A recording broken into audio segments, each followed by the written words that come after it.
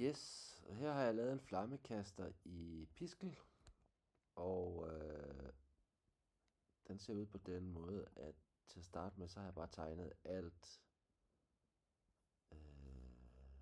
den største flamme først, og så har jeg tegnet den lidt mindre, og så lidt mindre, og så lidt mindre, og så lidt mindre, så lidt mindre, og så lidt mindre, og så lidt mindre, til den til sidst er væk.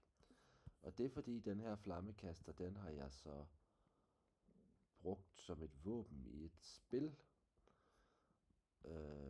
Og jeg kan lige vise jer spillet her,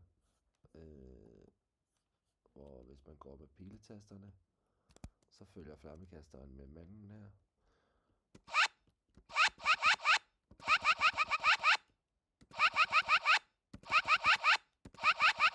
Ja, og jeg kan så skyde her.